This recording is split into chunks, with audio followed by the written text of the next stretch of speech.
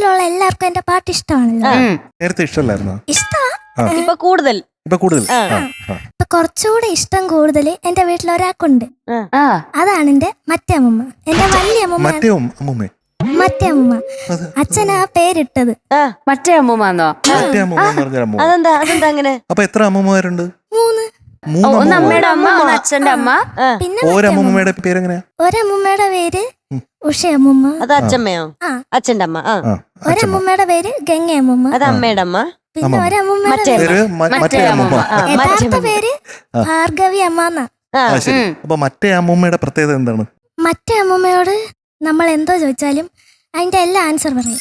എന്റെ പാട്ട് ഏറ്റവും കൂടുതൽ ഇഷ്ടമുള്ളത് മറ്റേ അമ്മൂമ്മയ്ക്ക്. അവിടെ മറ്റേ വന്നതുകൂടി തന്നെ ഞാൻ മറ്റേ അമ്മൂമ്മ ഇപ്പം മറ്റേ അമ്മൂമ്മ എന്നാ വിളിക്കുന്നത്. നമുക്ക് മറ്റേ അമ്മൂമ്മയുടെ ഒരു വീഡിയോ ഉണ്ടല്ലോ. ഓക്കെ. വീഡിയോ ഉണ്ടോ?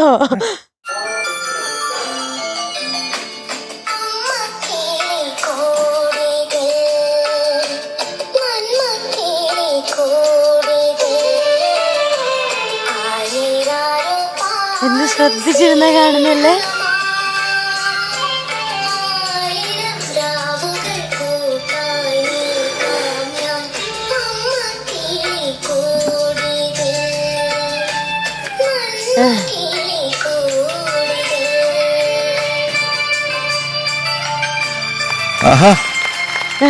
കൊച്ചുമകളുടെ വീഡിയോ കാണുന്ന മറ്റേ അമ്മൂമ്മ.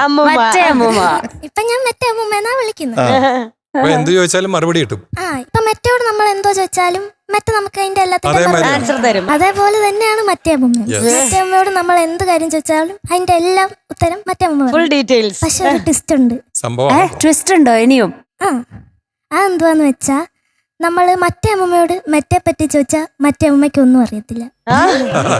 അതെന്താ ഒരു മറ്റേ അമ്മയോട് മറ്റേ പറ്റി ചോദിച്ചാൽ മറ്റേ അമ്മയ്ക്ക് ഒന്നും അറിഞ്ഞൂടാ. മെറ്റയോട് മറ്റേ അമ്മൂമ്മയെ പറ്റി ചോദിച്ചാൽ മെറ്റയ്ക്ക് എന്തെങ്കിലും അഭിപ്രായം ഉണ്ടോ? അതറിയത്തില്ല. ചോദിച്ചു നോക്കാം. മെറ്റയ്ക്ക് പറയാൻ ചാൻസ് ഇല്ല.